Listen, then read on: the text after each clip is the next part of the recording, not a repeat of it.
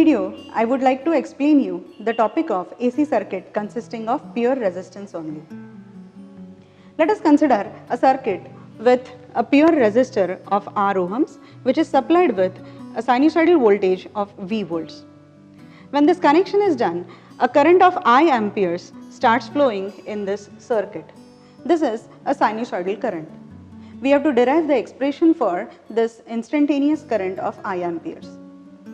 Supply voltage V is given as Vm sin omega t. This is the instantaneous value of voltage. By using Ohm's law, the current equation is given as I is equal to V upon R. So I is equal to Vm sin omega t divided by R. I is equal to Im sin omega t, where Im is equal to Vm upon R. If you divide both sides of this equation by using root 2, then we get the RMS value of current I is equal to V upon R, where I is equal to Im by root 2 and V is equal to Vm upon root 2. If the instantaneous values of voltage and current are plotted against theta, we get the graphical representation of these equations. This is the graph of voltage and this is the graph of current. If we observe, current and voltage have 0 value at theta equal to 0. They have 0 value again at theta equal to pi and 0 value again at theta equal to 2 pi. Voltage and current both have their maximum value at theta equal to pi by 2, positive maximum value, and negative maximum value at theta equal to 3 pi by 2. So here we conclude that current and voltage both reach 0 value at same time instant, positive maximum again at the same time instant, negative maximum again at the same time instant. So voltage and current, they are said to be in phase with each other. The phase difference between voltage and current is 0.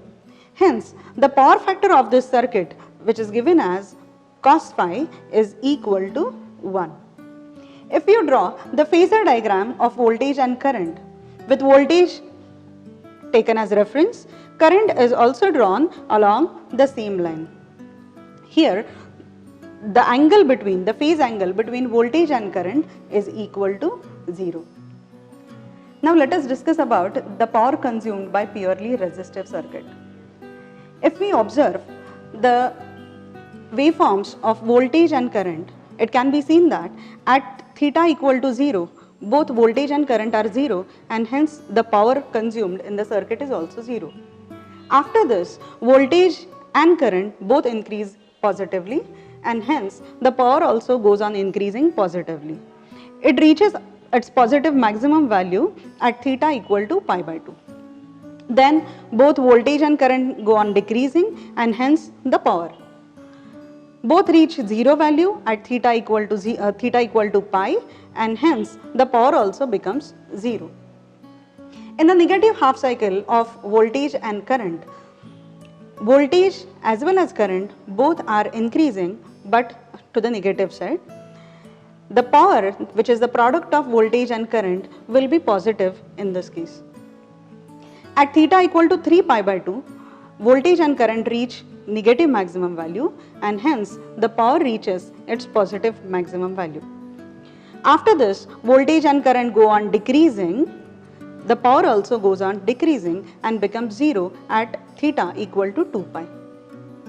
Mathematically, if we want to derive the expression for instantaneous value of power, this instantaneous power will be the product of instantaneous value of voltage and instantaneous value of current. So, power is equal to Vm sin omega t into Im sin omega t. That is equal to Vm Im into sin square omega t, which can also be written as 1 minus cos 2 omega t divided by 2. If we split this in two terms, this is the first component, power component, which is Vm Im upon 2. It is a constant power component. The second component of the power equation is Vm Im upon 2 into cos of 2 omega t. This term has a double frequency component, and hence when we want to find out the average power, we will have to integrate this instantaneous power over one complete cycle, and the average value or the integrated value of the second component will be 0. Hence, P average can be written as Vm Im upon 2. This is equal to Vm upon root 2 multiplied by Im upon root 2. Vm upon root 2 is Vrms, Im upon root 2 is Irms. Hence, the average power is equal to V into I, which is equal to I square R. This can also be written as V square divided by R.